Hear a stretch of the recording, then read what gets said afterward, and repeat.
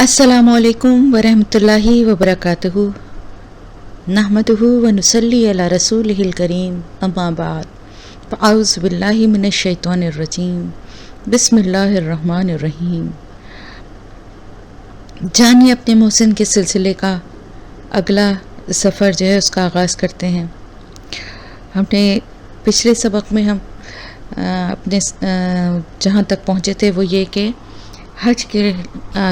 ज़माना जो है या हज का मौसम जो है वो शुरू होने लगा था, और उसमें आपको पता है कि खाना काबा की वजह से तमाम अरब से जो है मुख्तलिफ़ इलाक़ों और कबाइल के लोग जो हैं वो सब यहाँ हज के लिए आते थे। और फिर जो काफिरों के जो मुशरिकीन के जो सबसे ज़्यादा सरकश और दुश्मनी पे जो तुले हुए सरदार थे, उन्होंने आपस में बैठ के ये डिसाइड किया कि आप सल्लल्लाहु के बारे में ये बात मशहूर कर देंगे कि आप सल्लल्लाहु एक ऐसा कलाम सुनाते हैं, एक ऐसी बात करते हैं कि जिसके असर उसमें इतना असर है, उस कलाम में ऐसा असर है और इतना जादू का असर है कि जिसकी में आके उसके आपकी बात सुन के लोग जो हैं वो आपस में बाप बेटे के और भाई भाई के और इसी तरह आपस में कबीलों के ख़िलाफ़ एक दूसरे के हो जाते हैं और सब एक दूसरे के दुश्मन बन जाते हैं। ये ऐसा कलाम है, तो अगर कोई सुनेगा तो उसके ऊपर इसका ऐसा ही असर होगा। फिर उसने ये जो है वलीद की राय थी जिसने कि जिसके ऊपर सब लोग ये मतलब एक मीटिंग हुई थी जिसमें सब के मशवरे जो हैं वो सब ने अपने अपने पेश किए, लेकिन फ़ाइनल जो फ़ैसला हुआ वो वलीद ने किया कि ये कहा जाएगा। और इसी के ऊपर जो है अल्लाह ताला की तरफ से सूरह मुदस्सिर की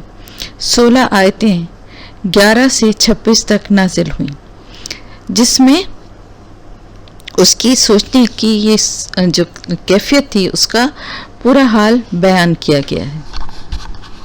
जिसका तर्जुमा मैं बताती हूँ आपको कि उसने सोचा और अंदाज़ा लगाया, वो गारत हो उसने कैसा अंदाज़ा लगाया, फिर गारत हो उसने कैसा अंदाज़ा लगाया, फिर नज़र दौड़ाई, फिर पेशानी सुकेड़ी और मुंह बसोरा, फिर पलटा और तकब्बुर किया। आखिरकार कहा कि ये एक अनोखा जादू है जो पहले से चलता चला आ रहा है, ये महज इंसान का कलाम है। यानी अल्लाह ताला ने वो जो साजिशें कर रहा था और जो आप सल्लल्लाहु के ख़िलाफ़ जो भी फैसले कर रहा था, अल्लाह ताला ने उसका कुरान में बयान कर दिया। हमेशा हमेशा के लिए उसकी ये जो किरदार घिनौने किरदार था और जो उसका रवैया था वो कुरान में रिकॉर्ड है, जो कि ये अकेले में बैठ के मीटिंग करके और आप सल्लल्लाहु के लिए जो कुछ भी बुरा सोच रहे थे वो उसकी खबर अल्लाह ताला को तो थी ही, अल्लाह ने अपनी किताब के ज़रिए आप सल्लल्लाहु और तमाम मुसलमानों को भी दे दी। बहरहाल अब जब ये एक बात डिसाइड हो गई कि इस तरह से ही किया जाएगा, तो अब फिर उसको ऊपर अमल करने की कोशिश भी शुरू कर दी गई और मुख्तलिफ जो थे कुफ़ार या मुशरिकीन जो थे उनकी ड्यूटी मुख्तलिफ जगहों पे लगा दी गई। कुछ को रास्तों में बिठा दिया गया, मुख्तलिफ रास्तों पे जहाँ पे हज के लिए लोग जिन रास्तों से आते थे ना, उन रास्तों पे उनकी ड्यूटी लगा दी गई कि जब वहाँ से वो गुज़रेंगे वो काफ़िले वो, तो फिर वहाँ उनको वहीं से रोक के और इस ख़तरे से उनको आगाह किया जाए और आप सल्लल्लाहु के बारे में तफसीलात बताई जाएं। तो वो वहाँ पे बैठ के जाकर और हर गुज़रने वाले को आप सल्लल्लाहु के बारे में बताने लगे। इस काम में सबसे ज़्यादा पेश अबू लहब था। वो हज के दिनों में क्या होता था कि वहाँ पर मेले लगा करते थे। उकास का मेला ख़ास मशहूर था। इसके अलावा जुल्मजास के बाज़ारों में जो जहाँ जहाँ आप सल्लल्लाहु फिरते थे, जहाँ भी आप जाते थे, आपके पीछे पीछे वो लगा रहता था। होता ये था कि हज के लिए जब सब जमा होते थे तो इबादत तो ज़ाहिर है जो वहाँ तवाफ़ था वही थी, और दौर जाहिलियत में ज़ाहिर है रुझान गुनाह के कामों की तरफ ज़्यादा था, तो वो फिर उसके बाद फिर वहाँ पे मेलों में جو ہے مختلف محفلیں جمتی تھیں شعر و شاعری کے اور ناچ گانا اور سارا کچھ ہوا کرتا تھا. اسی طرح وہاں بازار لگتے تھے جہاں پہ خریداری کی جاتی تھی, تو بہت کچھ ہوتا تھا جس میں سے کچھ جائز چیزیں جو ہیں وہ آج بھی ہوتی ہیں, خریداری وغیرہ تو آج بھی وہاں لوگ تبرکات خریدتے ہیں یا کچھ اور, لیکن اس زمانے میں دوسرا ہی ایک ماحول تھا. تو آپ صلی اللہ علیہ وسلم جہاں سے بھی گزرتے تھے وہ ابو لہب جو تھا وہ آپ کے پیچھے پیچھے لگا رہتا تھا, اور جب آپ اللہ کے دین کی تبلیغ کی کوئی بات کرتے تھے تو وہ پیچھے پیچھے یہ کہتا تھا کہ ان کی بات نہیں ماننا, یہ جھوٹے ہیں, یہ دین سے ہٹ گئے ہیں. کیونکہ ان کے بتوں کا جو دین تھا, جو جس مذہب پہ وہ تھے, آپ صلی اللہ علیہ وسلم اس کا انکار کرتے تھے, اللہ کی وحدانیت کا بیان کرتے تھے, تو وہ پیچھے سے آوازیں لگاتا تھا اور آپ کو بولنے نہیں دیتا تھا. لیکن اللہ تعالیٰ کے کام جو ہے نا, اور اللہ تعالیٰ کی جو حکمت ہے نا, وہ انسان سمجھ نہیں سکتا. جتنا مٹانے کی اور جتنا آپ سے دشمنی کر کے آپ کو بدنام کرنے کی کوشش کی گئی, اتنا ہی زیادہ ہر انسان کے دل میں تجسس پیدا ہوا, اور ہر انسان نے وہاں موجود جو لوگ تھے انہوں نے جب یہ باتیں سنی تو وہاں سے جانے کے بعد اپنے اپنے قبیلوں میں آپ صلی اللہ علیہ وسلم کا ذکر کیا اور آپ صلی اللہ علیہ وسلم کے بارے میں بتایا. اس طرح آپ صلی اللہ علیہ وسلم اور آپ کے ذریعے دین اسلام کا چرچا پورے عرب میں ہو گیا. جتنا کوشش کر رہے تھے کہ معاملے کو دبا دیں, آپ صلی اللہ علیہ وسلم کی بات کو لوگوں تک پہنچنے ہی نہ دیں, آپ کے بارے میں کسی کو پتہ ہی نہ چلے, اتنا ہی خود اللہ نے ان کے ہی ہاتھوں سے آپ صلی اللہ علیہ وسلم کی ایسی پبلسٹی کرا دی جو آپ کے ساتھ ہی جو مختصر سی تعداد میں مسلمان تھے وہ شاید اتنی اچھی طرح سے نہ کر سکتے تھے جتنا کہ آپ صلی اللہ علیہ وسلم کی ذات اور آپ کا پیغام جو ہے وہ دور دور تک قبائل عرب میں پھیل گیا. اب جب قریش نے یہ دیکھا کہ بہت تیزی سے آپ صلی اللہ علیہ وسلم کی دعوت جو ہے پھیل رہی ہے, اور جو بھی معاشرے میں جو نیک اور ایسے لوگ ہیں جن کا دل برائی کی طرف پہلے ہی آمادہ نہیں تھا, انہوں نے فوراً ہی اس دعوت کو قبول کر لیا ہے اور آپ کے ارد گرد جمع ہونے لگے ہیں. اب ان کو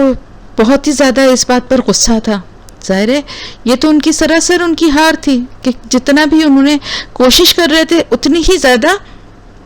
لوگ جو ہیں وہ آپ صلی اللہ علیہ وسلم کی ذات اور آپ کے کلام, جو اللہ کا کلام آپ کے ذریعے سنتے تھے,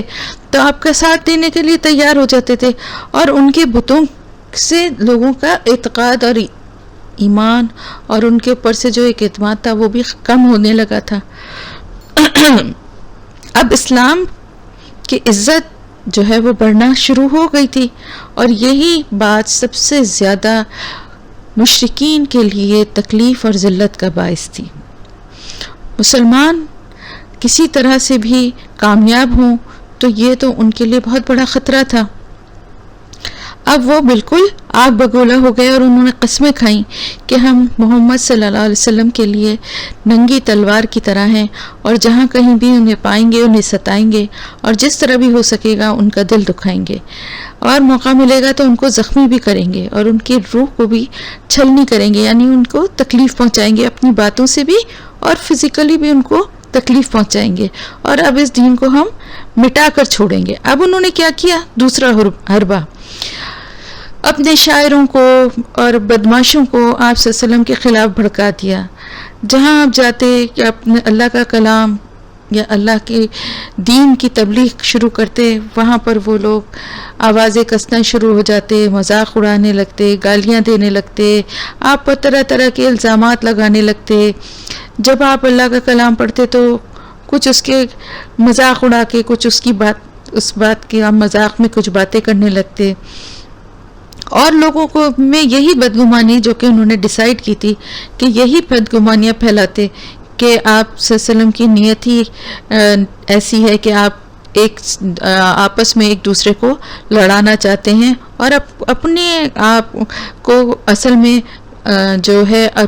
چاہتے ہیں آپ کو شہرت کی حوث سے, اور آپ بہت کچھ اپنے لیے یہ سب کچھ کر رہے ہیں. اس طرح کی باتیں جو ہیں وہ لوگوں میں پھیلانا شروع کر دی. ایک دن کچھ مشرک سردار جو ہیں وہ کعبہ میں جمع ہوئے اور آپ صلی اللہ علیہ وسلم کے بارے میں باتیں کرنے لگے. ایک نے کہا کہ ارے محمد صلی اللہ علیہ وسلم کہتے ہیں کہ ہم لوگ مر جائیں گے تو پھر زندہ کیے جائیں گے اور اپنے کیے کا حساب دیں گے، اچھے کاموں کا اچھا بدلہ پائیں گے، برے کاموں کا برا، اچھے کام کریں گے تو جنت میں جائیں گے اور برے کام کریں گے تو جہنم میں جائیں گے۔ پھر انہوں نے سوچا کہ ذرا محمد کو بلائیں صلی اللہ علیہ وسلم کو اور کچھ بحث و مناظرہ کریں، اگر وہ اپنی باتوں میں سچا ہوا تو وہ دلیل دے گا اور اگر وہ جھوٹا ہوگا تو محض دعوی کرتا رہے گا، تو پھر ہم کو حق ہوگا کہ ہم اس کو جتنا دل چاہے ستائیں،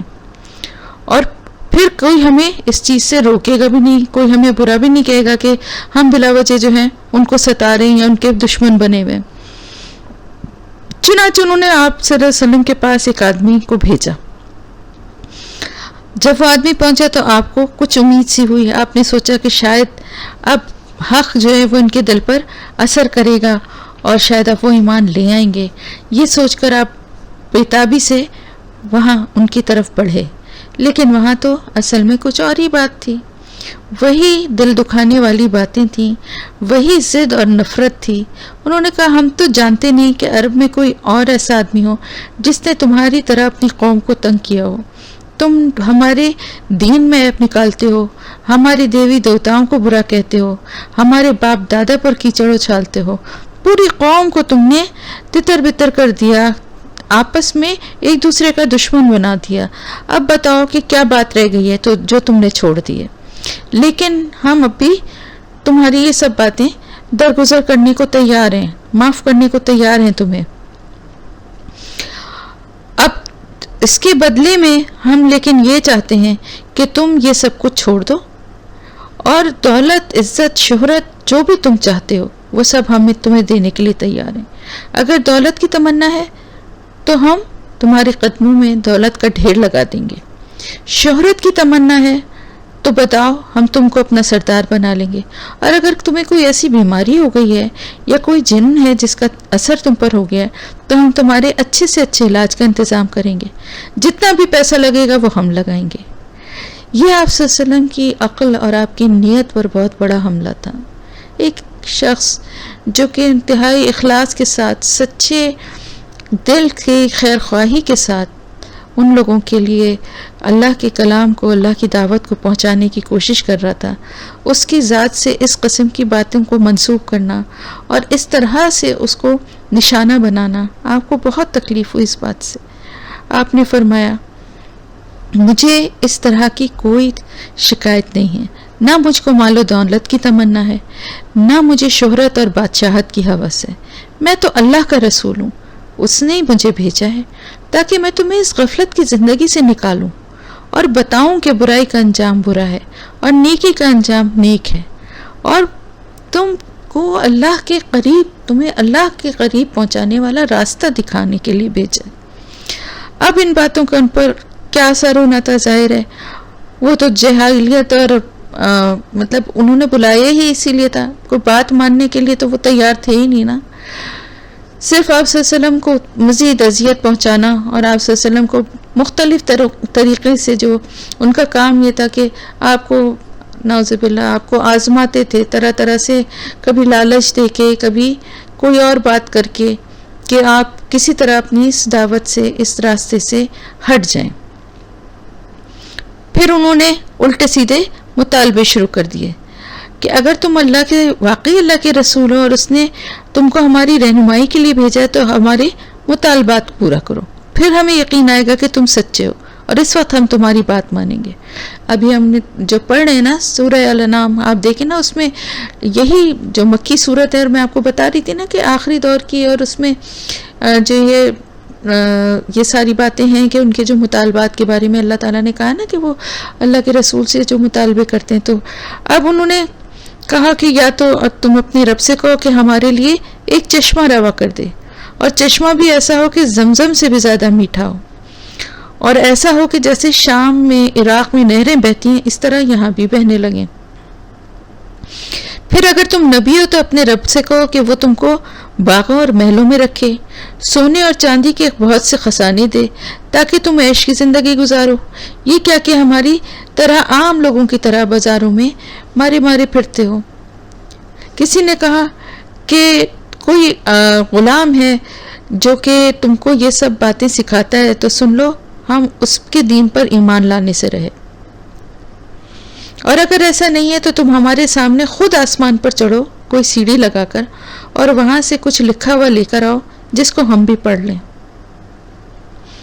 کسی نے کہا کہ فرشتے اللہ کی بیٹیاں ہیں، ہم تو انہی کو پوچھتے ہیں۔ اب تم اگر اللہ کو اور فرشتوں کو ہمارے سامنے لا کر کھڑا کر دو تو ہم مانیں گے، اور اگر ہم اتنے ہی گناہ گار ہیں اور دین پر نہیں ہیں تو آسمان کو ٹکڑے ٹکڑے کر کر ہم پر گروا دو تو ہم ایمان لے آئیں گے۔ ذرا ہم بھی تو دیکھیں کہ کیسی سزا اور کیسا عذاب ہے جس کی تم ہمیں دھمکیاں دیتے ہو۔ استغفر اللہ۔ آپ دیکھیں، ذرا ڈٹائی دیکھیں، نہ صرف یہ کہ ایمان نہیں لانا تھا بلکہ کس طرح کی باتیں کر رہے تھے کہ ہمارے اوپر عذاب لے آؤ یا ہمارے اوپر آسمان کے ٹکڑے ٹوٹ کر گر جائیں، جیسا کہ پچھلی قوموں کے ساتھ عذاب اس طرح کے بھی آئے تھے نا۔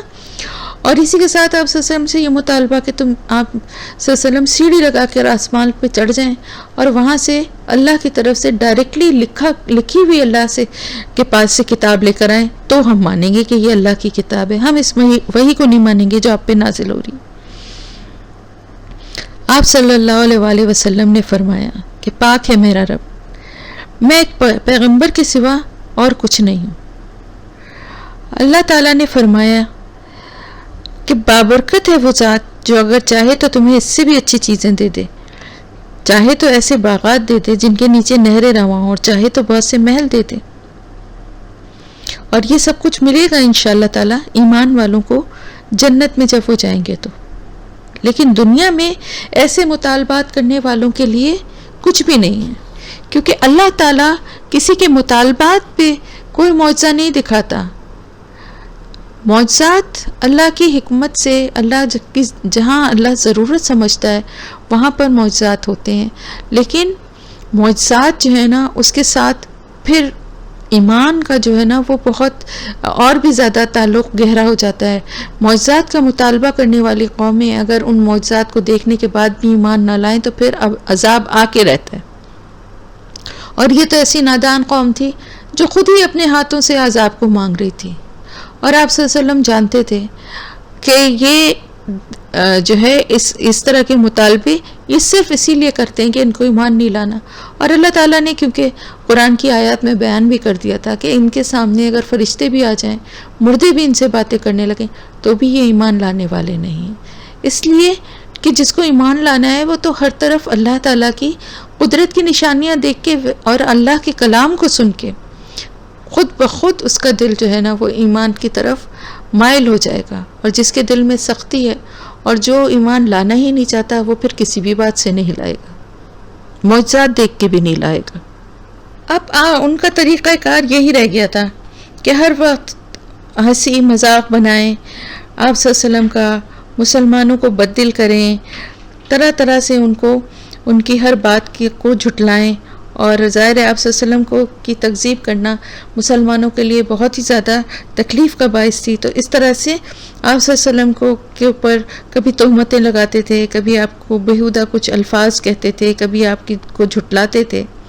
جس سے آپ صلی اللہ علیہ وسلم کو تو تکلیف ہوتی ہی تھی لیکن مسلمانوں کو اور زیادہ تکلیف ہوتی تھی، کیونکہ آپ سے محبت جو ہے نا، اللہ کے بعد رسول سے محبت جو ہے نا وہ دین کا بہت بنیادی حصہ ہے۔ اور کبھی وہ آپ کو پاگل کہتے تھے، جیسا کہ قرآن پاک میں اللہ تعالیٰ نے ارشاد فرمایا ہے کہ ان کفار نے کہا کہ اے وہ شخص جس پر قرآن نازل ہوا وہ تو یقیناً پاگل ہے۔ پھر بہت ساری جگہوں پہ قرآن میں اس طرح کی آیات ملتی ہیں جن میں اللہ تعالیٰ نے ان لوگوں کے جس طرح سے آپ صلی اللہ علیہ وسلم کے لیے جو باتیں کہی تھیں ان کا ذکر کیا ہے۔ اسی طرح ایک جگہ ذکر ہے کہ جب کفار اس قرآن کو سنتے ہیں تو آپ کو ایسی نگاہوں سے دیکھتے ہیں کہ گویا آپ کے قدم اکھاڑ دیں گے، اور کہتے ہیں کہ یہ تو یقیناً پاگل ہے۔ تو مطلب اس طرح کی باتیں کرتے تھے جس سے مذاق اور اس میں دین کی باتوں کو اڑاتے تھے، اور آپ صلی اللہ علیہ وسلم کو تکلیف پہنچانے کا، مسلمانوں کو تکلیف پہنچانے کا کوئی موقع ہاتھ سے جانے نہیں دیتے تھے۔ دوسری طرف ساتھ ساتھ یہ کرتے تھے کہ آپ کی جو تعلیمات تھیں ان میں شکوک و شبہات پیدا کرتے تھے، جھوٹا پروپیگنڈا کرتے تھے۔ آپ صلی اللہ علیہ وسلم جو اللہ کی دین کی جو تبلیغ کرتے تھے، اس آیات سے لے کر آپ کی ذات تک کو ہر طرح کے اعتراضات کا نشانہ بناتے تھے، اور لوگوں کو گمراہ کرنے کے لیے الٹی سیدھی باتیں آپ سے منسوخ کر کے کہا کرتے تھے۔ کبھی کہتے تھے کہ یہ پہلے جو لوگ گزر گئے ان کے قصے کہانیاں ہیں جن کو آپ نے کسی غلام کے جو تھا اس کے ذریعے آپ کو یہ کچھ کتابیں ملی ہیں جن میں یہ کلام موجود تھا، یہ آپ صبح شام سب کو پڑھ کے بتاتے ہیں، اور یہ جھوٹی باتیں ہیں، خود سے اس کو گڑھ لیا ہے۔ کبھی کچھ کہتے تھے، کبھی کچھ کہتے تھے، کبھی کہتے تھے کہ یہ جو ہے کیسا رسول ہے کہ یہ کھانا کھاتا ہے اور بازاروں میں چلتا پھرتا ہے، یعنی ان کے خیال میں رسول جو تھا اس کو کوئی سپر نیچرل شخصیت ہونا چاہیے تھا، اور اگر وہ سپر نیچرل شخصیت ہوتا تو اس وقت بھی یہ اعتراض ہوتا کہ یہ تو ہمارے جیسا انسان ہی نہیں ہے، تو یہ پھر ہماری جیسی تکلیف اور ہمارے جیسے مسائل کا سامنا کیسے کرے گا، اس کو تو ان چیزوں کا پتہ ہی نہیں ہے۔ تو کسی صورت میں بھی میں کہہ رہی ہوں نا کہ جن کو ایمان نہیں لانا ہوتا، جن کو بات نہیں ماننی ہوتی، وہ کوئی نہ کوئی اپنی تسلی کے لیے کچھ نہ کچھ یا تو سچ یا جھوٹ ملا کے گڑھ کے کچھ نہ کچھ بات بنا ہی لیتے ہیں۔ پھر کیا کرتے تھے، اپنے جو قصے کہانیاں اور جو اپنے واقعات تھے، اپنے آباء و اجداد کے جو وہ تھے، وہ اس کے مقابلے میں، قرآن کے مقابلے میں ان واقعات کو اور ان قصوں کو بیان کرتے تھے اور لوگوں کو اس میں الجھا دیتے تھے اور اس کا مقابلہ اس سے کرتے تھے۔ چنانچہ نضر بن حارث کا واقعہ ہے کہ اس نے ایک بار قریش سے کہا کہ قریش کے لوگوں، خدا کی قسم تم پر ایسی کیا افتاد آن پڑی ہے کہ تم لوگ اب تک اس کا کوئی توڑ نہیں لا سکے؟ محمد تم میں جوان تھے تو تمہارے سب سے پسندیدہ آدمی تھے، سب سے زیادہ سچے اور سب سے بڑھ کر امانت دار تھے۔ اب جبکہ ان کی کن پٹیوں پر سفیدی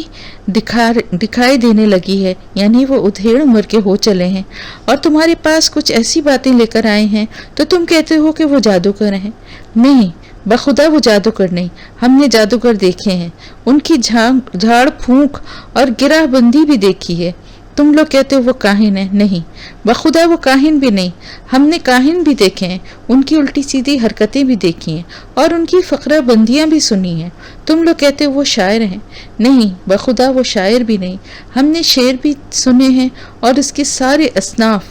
حجز، رجز وغیرہ سب سنے ہیں۔ تم لوگ کہتے ہو وہ پاگل ہیں، نہیں، بخدا وہ پاگل بھی نہیں ہے، ہم نے پاگل پن بھی دیکھا ہے، نہ اس طرح کی ان کو گھٹن ہے، نہ وہ ویسی بہکی بہکی باتیں کرتے ہیں، نہ ویسی فریب کارانہ گفتگو کرتے ہیں۔ قریش کے لوگوں سوچو، خدا کی قسم سوچو کہ تم پر کیسی آفت آ پڑی ہے۔ اس کے بعد نصر بن حارث ہیرا گیا، وہاں بادشاہوں کے واقعات اور رستم اور اسفندیار کے قصے سیکھے، پھر واپس آیا، اور جب رسول اللہ صلی اللہ علیہ وسلم کسی جگہ بیٹھ کر اللہ کی باتیں کرتے اور اس کی گرفت سے لوگوں کو ڈراتے تو آپ کے بعد یہ شخص وہاں پہنچ جاتا اور کہتا کہ بخدا محمد صلی اللہ علیہ وسلم کی باتیں مجھ سے بہتر نہیں ہیں۔ اس کے بعد وہ ایران اور کے بادشاہوں کے اور رستم اور اسفندیار کے قصے سناتا اور پھر کہتا کہ سنو اور بتاؤ کہ کیا محمد کی بات مجھ سے بہتر ہے؟ یعنی آپ یہ دیکھیے کہ اس شخص کی آپ ڈھٹائی دیکھیے کہ اس نے ساری باتیں کہیں، کہنے کا مطلب کیا تھا کہ ان باتوں کو وہ جانتا تھا، اسے پتا تھا آپ صلی اللہ علیہ وسلم کے بارے میں کہ آپ سچے ہیں، امانت دار ہیں، اور آپ کی باتیں جھوٹ نہیں ہیں، جادو نہیں ہیں، شاعر نہیں ہیں۔ تو یہ سب کچھ جاننے کے باوجود آپ دیکھیں نا یہ کس قسم کی سرکشی اور عداوت تھی دین سے، کہ اس کے بعد اس نے نیا ایک طریقہ گڑھا کہ جا کے خاص طور سے وہاں سے کہانیاں اور قصے سن کر سیکھ کر آیا۔ آپ یہ دیکھیے کتنی، یعنی اللہ کے دین کے خلاف کتنی محنت کی، دین جو سامنے موجود تھا، اللہ کی دعوت دینے والا ایک رسول جو انتہائی اخلاص کے ساتھ محنت کر رہا ہے اور اللہ کے پیغام کو پہنچانے کی کوشش کر رہا ہے، اس پیغام کو نہیں سننا، دل سخت ہو گیا، مہر لگ گئی، آنکھوں اور کانوں پہ مہر لگ گئی ہے، سنتے ہیں لیکن وہ آوازیں دل تک نہیں پہنچتی، دماغ تک نہیں پہنچتی کہ کچھ سمجھ میں آئے، ان پہ ایمان لائیں، بلکہ جا کے کفر کی باتوں کو سیکھ کر آئے۔ اور آپ صلی اللہ علیہ وسلم جب اللہ کا کلام سناتے تھے اور اللہ کی تعلیمات، دین کی تعلیمات دیتے تھے، تو وہاں پہ آپ کے جانے کے بعد بیٹھ کے قصے اور کہانیاں لے کے بیٹھ جاتا تھا، اور پرانے زمانے کے جو ایران اور وہاں جو مشہور بادشاہ گزرے تھے ان کی لمبی لمبی قصے اور کہانیوں والی باتیں جو ہیں وہ لوگوں کو سناتا تھا۔ ابن عباس کی روایت سے یہ بھی معلوم ہوتا ہے کہ نظر نے چند لونڈیاں خرید رکھی تھیں، اور جب وہ کسی آدمی کے متعلق سنتا تھا کہ وہ نبی صلی اللہ علیہ وآلہ وسلم کی طرف اس کا دل کچھ مائل ہونے لگا ہے، تو اس کے پیچھے ایک لونڈی لگا دیتا تھا جو اسے کھلاتی تھی، پلاتی تھی، گانے سناتی تھی، یہاں تک کہ اسلام کی طرف سے اس کو بالکل پلٹا دیتی تھی۔ اسی سلسلے میں پھر یہ ارشاد الہی نازل ہوا، کچھ لوگ ایسے ہیں جو کھیل کی بات خریدتے ہیں تاکہ اللہ کی راہ سے بھٹکا دیں۔ اس کے ساتھ ساتھ ایک اور بھی طریقہ تھا جس کے ذریعے وہ کوشش کر رہے تھے، کچھ ایسی سودے بازیاں جس کے ذریعے مشرکین کی یہ کوشش تھی کہ اسلام اور جہالت اور مشرک یعنی شرک کے بیچ کا کوئی ایک راستہ نکل آئے، یعنی اسلام اور شرک کے بیچ کا ایک راستہ نکل آئے اور دونوں ایک دوسرے سے جا ملیں۔ یعنی کچھ باتیں آپ صلی اللہ علیہ وسلم جو ہیں وہ اللہ کے دین کی چھوڑ دیں، اور کچھ باتیں جو ہیں وہ مشرکین جو ہیں وہ کمپرومائز کرنے کے لیے چھوڑ دیں، تو مل جل کے کوئی ایک نیا دین بنا لیں جس پہ سب کا اتفاق ہو جائے۔ لیکن آپ کو معلوم ہے کہ کفر اور شرک کے ساتھ اسلام، اللہ کا دین کبھی بھی نہیں چل سکتا، کسی بھی طرح ان میں مطابقت نہیں ہو سکتی، ہم آہنگی نہیں ہو سکتی، کیونکہ بنیادی جو چیز ہے نا وہی، جب تک اللہ کی وحدانیت ہے ایک طرف، اور ایک طرف شرک ہے، اللہ کے سوا اور لوگوں کو اللہ کے اختیارات میں، اللہ کی ذات اور صفات میں شریک کرنا، تو جب تک یہ بنیاد ہی نہیں ختم ہوگی اس وقت تک پھر کسی قسم کا کمپرومائز ہو ہی نہیں سکتا۔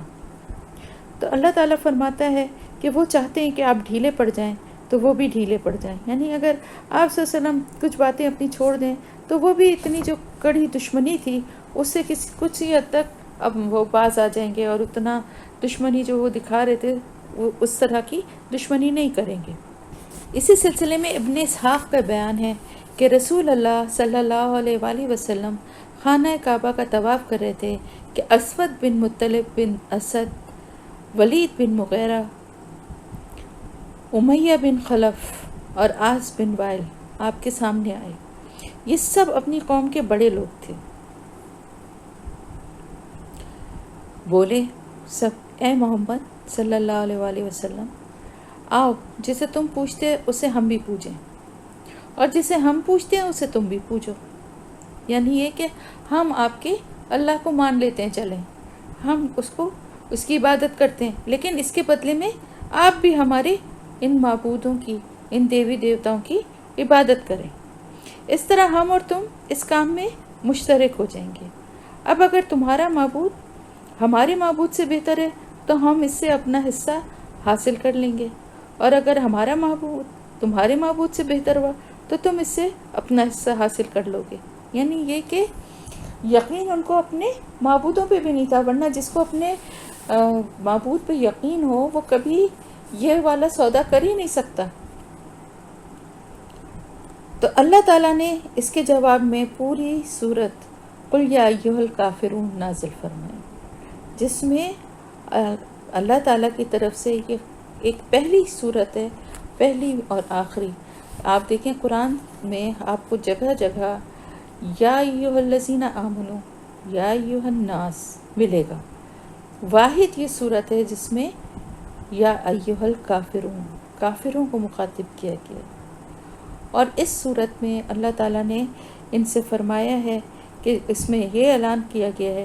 کہ جسے تم لوگ پوچھتے ہو اسے میں نہیں پوچھ سکتا، اور تمہارے لیے تمہارا دین اور میرے لیے میرا دین۔ یہ جواب دے دیں، قل کہہ دیجئے، آپ صلی اللہ علیہ وسلم سے یہ کہا اللہ تعالیٰ نے کہ آپ ان سے یہ کہہ دیجئے کہ جسے تم پوچھتے ہو اسے میں نہیں پوچھ سکتا، اور جسے میں پوچھتا ہوں اسے تم نہیں پوچھ سکتے۔ عبادت نہیں کر سکتے تم؟ اور تمہارے لیے تمہارا دین اور میرے لیے میرا، لکم دینکم ولی دین۔ تو یہ سودے بازی کی یہ بھی ایک کوشش تھی، لیکن اس کے بعد جب یہ بھی نہ ہوا تو اب انہوں نے یہ سوچا کہ کیا ساری باتیں جو بھی آفرز کی گئیں اور جس طریقے سے بھی، تو یہ سب کچھ ٹھکرا دی انہوں نے۔ تو انہوں نے کہا کہ اب آپ صلی اللہ علیہ وسلم کے قتل کا فیصلہ کریں، اور سب نے مل کے یہ ڈیسائیڈ کیا کہ آپ کا کہ قتل کا فیصلہ کر لیا جائے۔ لیکن جب سب جمع ہوئے اور یہ فیصلہ کرنے لگے تو پھر یہ بات بھی ہوئی کہ اگر محمد صلی اللہ علیہ وسلم کو قتل کیا تو ابو طالب کا کیا ہوگا، اور اگر ان کو اس پہ مطلب ظاہر ہے وہ ان کے بھتیجے تھے، اگر وہ اس پہ اٹھ کھڑے ہوئے تو سارے آل مطلب ان کے ساتھ ہو جائیں گے، اور پھر تو بہت برا ہوگا، کیونکہ قریش کے اصل سردار تو یہی لوگ ہیں۔ تو اگر یہ لوگ ہی خلاف ہو جائیں گے تو پھر تو اس طرح کی دشمنی مول لینا کسی کے بس کی بات نہیں تھی، کسی ایک قبیلے کی بھی۔ یہ خیال آتے ہی ان کی ہمت جواب دینے لگی اور حوصلے پست ہو گئے۔ پھر انہوں نے سوچا کہ ایک یہ صورت ہو سکتی ہے کہ کوئی ایسی ترکیب کی جائے کہ محمد صلی اللہ علیہ وآلہ وسلم ابو طالب کی نظروں سے گر جائیں، یا کم از کم ان کا دل ان کی طرف سے کچھ بددل ہو جائے، تاکہ اگر ہم ان کو قتل کریں تو ان کو کوئی اعتراض نہ ہو، وہ اتنا کچھ زیادہ ہنگامہ نہ کریں۔ بہت سوچا، پھر ان نادانوں کو ایک یہ راستہ سمجھ میں آیا کہ ابو طالب کے پاس اپنا ایک جوان لے کر جاؤ، اور جوان بھی ایسا کہ طاقت اور بہادری میں مشہور ہو اور بہت خوبصورت ہو۔ پھر ان سے کہو کہ اپنے بھتیجے کو دے دیں اور اس کی جگہ اس جوان کو رکھ لیں۔ واہ واہ، کیا بات سوچی تھی، اور کیا دماغوں نے ان کے شیطانی منصوبہ بنایا تھا۔ اپنی اس تدبیر پر بڑے خوش اور مگن تھے قریش کہ بھئی یہ تو بڑی اچھی بات ذہن میں آئی ہے۔ چنانچہ وہ ابو طالب کے پاس آئے اور ساتھ میں ایک جوان بھی لے کر آئے، ولید بن عمارہ، اور بولے ابو طالب یہ عمارہ کا بیٹا ولید ہے، قریش کا سب سے بہادر اور طاقتور جوان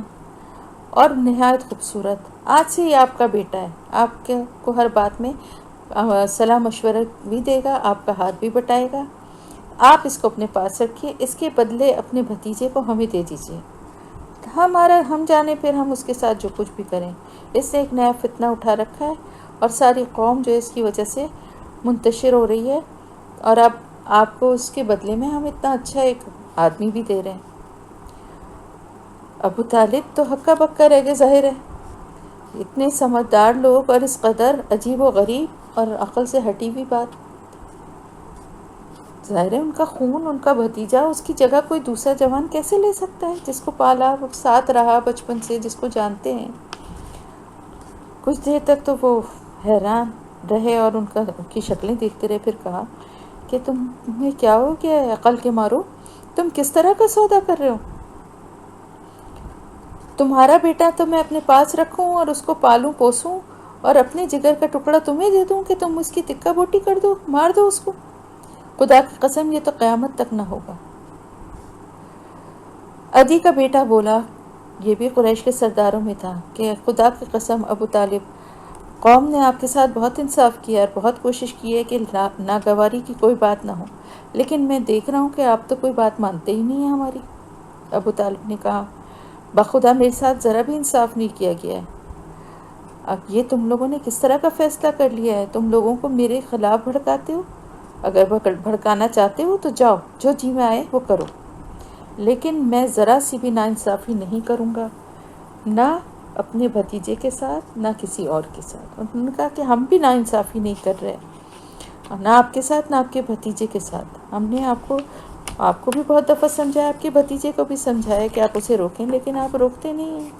تو اب اگر اس نے دیوی دیوتاؤں کا نام لیا یا ہمارے بزرگوں کو کچھ کہا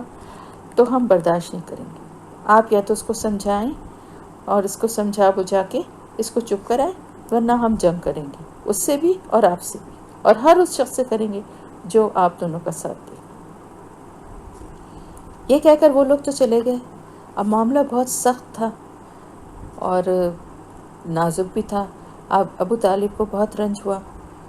بہت دکھ ہوا کہ ان کی قوم اور خاندان نے ایسے موقع پر ان کو ساتھ دینے کے بجائے ان کے دل کو اتنی تکلیف پہنچائی ہے۔ دوسری طرف یہ بھی پریشانی تھی کہ پوری قوم کی دشمنی مول لینا ان کے لیے بھی ظاہر ہے آسان کام نہیں تھا، لیکن اپنے بھتیجے کو بے سہارا چھوڑ دینا بھی ان کے دل نے گوارا نہیں کیا۔ اب ایک عجیب سی کشمکش تھی اور بڑی سخت آزمائش تھی۔ سوچتے رہے کہ میں کیا کروں کیا کروں۔ بالآخر ابو طالب نے طے کیا کہ آپ کو بلائیں گے اور کسی طرح اللہ کی جو دعوت آپ دے رہے ہیں اللہ کے دین کی، اس سے روکیں گے،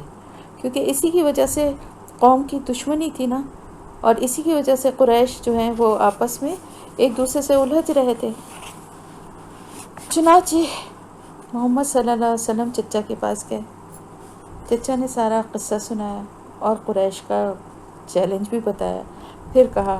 کہ خدا را مجھ پر اور اپنی جان پر رحم کھاؤ اور مجھ پر اتنا بار نہ ڈالو کہ میں سہ نہ سکوں۔ یہ ایک فیصلہ کن گھڑی تھی، ظاہر ہے کہ سمجھ میں نہیں آتا تھا کہ اب کیا فیصلہ ہوگا۔ آپ صلی اللہ علیہ وسلم کیا بالکل تنہا رہ جانے کو قبول کر لیں گے یا اپنے چچا کی بات مان لیں گے؟ حضرت محمد صلی اللہ علیہ وسلم نے وہی فیصلہ کیا جو فیصلہ آپ صلی اللہ علیہ وسلم کے رب کا تھا۔ آپ نے وہی بات پسند کی جس میں اللہ کی پسند تھی۔ چنانچہ آپ نے پوری عزم و ہمت سے فرمایا، چچا خدا کی قسم اگر یہ لوگ میرے دائیں ہاتھ میں سورج رکھ دیں اور بائیں ہاتھ میں چاند اور کہیں کہ میں یہ کام چھوڑ دوں تو یہ ناممکن ہے۔ اب یا تو یہ کام پورا ہوگا یا میری جان بھی اسی راہ میں کام آئے گی۔ سبحان اللہ! اتنی ہمت اور اتنا جذبہ دیکھ کے ابو طالب حیران رہ گئے، اور ان کے اوپر بھی آپ کے عزم و حوصلے کا بڑا اثر ہوا، اور وہ ایک گہری سوچ میں ڈوب گئے کہ کیا کروں؟ اگر ان کو اسی راستے پہ لگا رہنے دیتا ہوں، اپنا کام کرنے دیتا ہوں، تو بڑی مصیبتیں آئیں گی اور پتہ نہیں قوم کیا سلوک کرے گی۔ حضرت محمد صلی اللہ علیہ وسلم نے جب دیکھا کہ چچا خاموش ہو گئے ہیں، سوچ میں ڈوب گئے ہیں، تو آپ چچا کو اور مزید آپ نے آزمائش میں ڈالنا مناسب نہ سمجھا اور وہاں سے اٹھ کے چل دیے۔ مگر دل پہ قابو نہ رہا، آنکھوں سے آنسو بہنے لگے اور سمجھ میں نہ آ رہا تھا کہ اب آگے کیا ہوگا۔ اب تو چچا نے بھی ساتھ چھوڑ دیا ہے، جن کا ظاہر بہرحال ایک بہت بڑا سہارا تھا، ہمیشہ انہوں نے اپنے سینے سے لگا کر رکھا تھا، لیکن آج اتنی مصیبتوں کے وقت پہ انہوں نے ساتھ چھوڑ دیا۔ لیکن ابھی آپ صلی اللہ علیہ وسلم کچھ ہی دور گئے تھے کہ چچا نے آواز دی اور کہا، بھتیجے ذرا سننا۔ چنانچہ آپ پھر چچا کے پاس گئے۔ چچا نے کہا، بھتیجے جاؤ اور جو دل چاہے کہو، جب تک جان میں جان ہے میں تمہارے ساتھ ہوں۔ جب آپ نے یہ باتیں چچا کی زبان سے سنی تو آپ کا چہرہ مبارک خوشی سے چمکنے لگا اور آپ کے دل میں ایک نیا حوصلہ، ایک نیا ولولہ پیدا ہو گیا۔ اب مشرکین چاہے دشمنی دکھائیں یا آپ کو دیکھ کے تیوری چڑھائیں یا کسی بھی طرح آپ کو نقصان پہنچائیں، آپ صلی اللہ علیہ وسلم نے اس راہ میں اپنی جان کو لڑنے کا، آزمانے کا ارادہ کر لیا، اور آپ نے کا جو عزم تھا کہ آپ اس کفر و جہالت کی تاریک دنیا میں اللہ کے دین کو پھیلائیں گے، یہ آپ کا عزم اور آپ کا حوصلہ اور زیادہ مضبوط ہو گیا۔ اب چچا نے کھلم کھلا بھتیجے کی مدد کے لیے اعلان کر دیا اور باقی خاندان کو بھی اس کے لیے تیار رہنے کا فیصلہ کر لیا۔ چنانچہ انہوں نے سب کو جمع کیا، اپنے پورے خاندان کو، اور کہا کہ بھائیوں، سب محمد صلی اللہ علیہ وسلم کے پیچھے پڑ گئے اور اس کی جان لینے پر تل گئے، تو میں چاہتا ہوں کہ ان کی یہ کوشش کبھی پوری نہ ہو اور ہم سب مل کر آپ صلی اللہ علیہ وسلم کا ساتھ دیں۔ یہ سن کر سب نے ابو طالب کی ہمت بڑھائی اور مدد کا وعدہ کیا۔ بس ایک ابو لہب تھا جس کو بھتیجے پر ذرا بھی ترس نہ آئے، اور اس نے آپ کی دشمنی کا جس طرح سے ارادہ کیا ہوا تھا اس پر اسی طرح قائم رہا اور اعلان کر دیا کہ میرا اب بنو ہاشم سے کوئی واسطہ نہیں ہے، میں قریش کے ساتھ ہوں اور انہی کے ساتھ ان میں ہی مل کر کام کروں گا۔ تو اب کیا ہوا کہ ایک طرف قریش پورے زور و شور سے آپ کی مخالفت پر تل گئے، اور آپ کی دعوت کو ناکام بنانے کے لیے نت نئی چالیں چلنے لگے۔ آپ پر ہر وہ ظلم ڈھایا کہ خدا کی پناہ اللہ کی زمین بھی لرز اٹھی، آسمان تھرا گئے، لیکن ان ظالموں کو ذرا بھی رحم نہ آیا۔ اور یہ چیز صرف آپ صلی اللہ علیہ وسلم تک نہیں تھی محدود،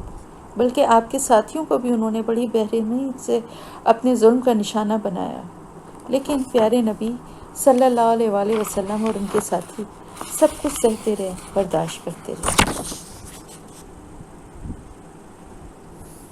قریش آپ کے قتل کا پہلے فیصلہ تو کر چکے تھے، لیکن جب انہوں نے دیکھا کہ بنی ہاشم اور بنی عبد المطلب سب آپ کے ساتھ ہیں اور آپ پر جان دینے کو تیار ہیں،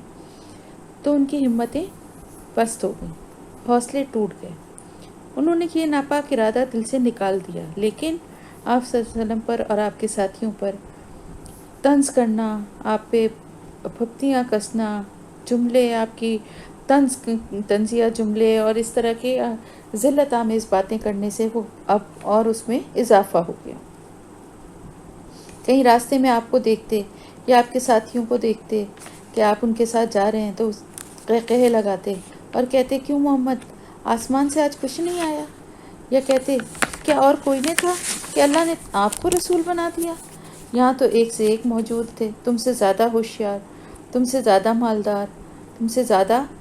بیٹوں والے۔ تالیاں بجاتے پیچھے لگ جاتے تھے، کہیں سیٹیاں بجاتے تھے جب آپ بات شروع کرتے تھے، تاکہ آپ بات آپ کر بھی نہ سکیں، اور اگر آپ کریں تو دوسرے سن نہ سکیں۔ پھر مسلمانوں کو جب دیکھتے تھے کہ کمزور اور نادار، تو قہقہے لگاتے تھے اور مذاق اڑاتے ہوئے کہتے تھے کہ یہ تو زمین کے بادشاہ ہیں، جلد ہی روم و ایران کو فتح کر لیں گے۔ اس میں سب سے بڑے جو دشمنی پہ اترے ہوئے تھے وہ ایک تو ابو لہب، ابو جہل اور ولید بن عتبہ، یہ تین، اس کے علاوہ اور بھی تھے، لیکن ان میں یہ جو تھے یہ سب سے زیادہ جو ہیں یہ دشمنی پہ اترے ہوئے تھے۔ ابو لہب کا خاص طور سے میں یہاں پر پہلے ذکر کروں گی کہ رقیہ اور ام کلثوم رضی اللہ تعالیٰ عنہما آپ کی دو بیٹیاں تھیں۔ یہ عتبہ اور عتیبہ کو بیاہی تھیں۔ کون تھے عتبہ اور عتیبہ؟ ابو لہب کے بیٹے تھے۔ دونوں بیٹوں سے دونوں بیٹیوں کا نکاح ہوا تھا۔ باپ کی طرح یہ دونوں جو تھے یہ بھی اسلام کے کٹر دشمن تھے۔ چنانچہ ایک زمانے تک یہ اپنی نیک بیویوں کا جینا حرام کیے رہے، کڑوی کسیلی باتوں سے ان کے دلوں کو چھیدتے رہتے تھے، تکلیف پہنچاتے رہتے تھے، لیکن اس کے بعد بھی ابو لہب کو تسکین نہ ہوئی، تسلی نہ ہوئی، اور اس نے اپنے بیٹوں سے کہا کہ ان کو طلاق دے دے، اور ان دونوں کو طلاق دے کے واپس آپ صلی اللہ علیہ وسلم کے پاس بھیج دیا گیا۔ پھر آپ صلی اللہ علیہ وسلم کے دوسرے صاحبزادے عبداللہ کا انتقال ہوا، تو ابو لہب کو اس قدر خوشی ہوئی کہ وہ دوڑتا ہوا اپنے سارے دوستوں کے پاس پہنچا، جو سردار جو اس کے ساتھی تھے، اور انہیں یہ استغفر اللہ اپنے طور پر یہ خوشخبری سنائی کہ محمد صلی اللہ علیہ وآلہ وسلم نسل وریدہ، یعنی ان کی ابتر، یعنی ان کی، آپ دیکھیں نا اللہ تعالیٰ نے اس کے جواب میں سورہ کوثر نازل فرمائی کہ آپ صلی اللہ علیہ وسلم کی نسل جو ہے وہ ابتر ہو گئی ہے، یعنی جڑ سے اکھڑ گئی ہے، کیونکہ بیٹوں سے ہی نسل کے چڑھنے کا اور یہ ایک رواج کو سمجھا جاتا تھا۔ ایام حج میں بھی ابو لہب نبی صلی اللہ علیہ وسلم کی تکذیب کے لیے بازاروں اور اجتماعات میں آپ کے پیچھے پیچھے لگا رہتا تھا۔ اس کے علاوہ آپ صلی اللہ علیہ وسلم کا پڑوسی بھی تھا، گھر سے گھر ملا ہوا تھا۔ تو جب آپ صلی اللہ علیہ وسلم کے پڑوس میں رہنے کی وجہ سے اس کا وجود آپ کے لیے ایک مستقل تکلیف کا باعث تھا۔ آئے دن آپ صلی اللہ علیہ وسلم کے دروازے پہ کوڑا کرکٹ پھینک دیتا تھا، کبھی غلاظت بھی لا کر ڈال دیتا تھا۔ استغفر اللہ۔ اس کی بیوی ام جمیل بھی کچھ کم نہ تھی، یہ آپ کے راستے میں کانٹے بچھایا کرتی تھی۔ آپ صلی اللہ علیہ وسلم کے ساتھ یہ برتاؤ جو تھا ان دشمنوں کا وہ اپنی جگہ تھا، لیکن آپ نے کبھی بھی شرافت کا دامن ہاتھ سے نہیں چھوڑا۔ ان کی بدتمیزی کا جواب ہمیشہ اعلیٰ ظرفی سے اور خوش اخلاقی سے دیا۔ یہ ساری ان کی حرکتیں آپ دیکھا کرتے تھے اور صبر کرتے تھے، کبھی پریشان ہو جاتے تو صرف اتنا فرماتے تھے کہ آل مطلب پڑوسی کے ساتھ کیسا سلوک ہے یہ. اس کی بیوی جو تھی ابو لہب کی ام جمیل، یہ حرب بن امیہ کی بیٹی اور ابو سفیان کی بہن تھی. وہ دشمنی میں تو وہ بھی اپنے شوہر سے پیچھے نہیں تھی، اور جیسا کہ میں نے بتایا کہ آپ صلی اللہ علیہ وسلم کے راستے پر اور آپ کے دروازے پر رات کو کانٹے ڈال دیا کرتی تھی، اور بہت بد زبان بھی تھی اور فساد پھیلانے والی. چنانچہ آپ صلی اللہ علیہ وسلم کے خلاف بد زبانی کرنا، لمبی چوڑی جھوٹی باتیں آپ سے منسوب کر کے پھیلانا، فتنے کی آگ کو بھڑکانا، یہ سب اس کا شیوا تھا. اسی لیے قرآن نے اس کو حمالۃ الحطب، لکڑی ڈھونے والی کا لقب عطا کیا. جب اسے معلوم ہوا کہ اس کی اور اس کے شوہر کی مذمت میں قرآن میں ایک صورت نازل ہوئی ہے، تبت یدا ابی لہب وتب، اسی کے انہی دونوں میاں بیوی کے اس رویے کے اوپر نازل ہوئی، تو آپ صلی اللہ علیہ وسلم کو تلاش کرتی ہوئی آئی. آپ خانہ کعبہ کے پاس مسجد حرام میں تشریف فرما تھے. ابو بکر صدیق رضی اللہ تعالیٰ عنہ بھی ہمراہ تھے. یہ مٹھی بھر پتھر لیے ہوئے تھی. سامنے جا کے کھڑی ہوئی تو اللہ نے اس کی نگاہ پکڑ لی، اور وہ آپ صلی اللہ علیہ وآلہ وسلم کو نہ دیکھ سکی، صرف حضرت ابو بکر صدیق رضی اللہ تعالیٰ عنہ کو دیکھ رہی تھی. اس نے سامنے پہنچتے ہی سوال کیا کہ ابو بکر، تمہارا ساتھی کہاں ہے؟ مجھے معلوم ہوا ہے کہ وہ میری حجب کرتا ہے، یعنی میری قرآن کی ان آیتوں کو آپ صلی اللہ علیہ وسلم سے منسوب کر کے اس عورت نے کہا کہ میرے لیے اس طرح کی بات کرتا ہے. بخدا اگر وہ مجھے مل گیا تو میں اس کے منہ پہ یہ پتھر دے ماروں گی. اور دیکھو خدا کی قسم میں بھی شاعرہ ہوں. پھر اس نے یہ شعر سنایا، مزممن اسینا و امرہ ابینا و دینہ قلینا، ہم نے مزمم کی نافرمانی کی، اس کے حکم کو تسلیم نہ کیا، اور اس کے دین کو نفرت و حقارت سے چھوڑ دیا. اس کے بعد یہ پڑھ کے وہ واپس چلی گئی. ابو بکر رضی اللہ تعالیٰ عنہ نے کہا، یا رسول اللہ صلی اللہ علیہ وآلہ وسلم، کیا اس نے آپ کو نہیں دیکھا؟ آپ نے فرمایا، نہیں، اس نے مجھے نہیں دیکھا، اللہ نے اس کی نگاہ پکڑ لی تھی. مزممن اسینا، ہم نے مزمم کی نافرمانی کی. یہ کیوں کہا اس نے؟ کہ مشرکین جو تھے وہ جل کر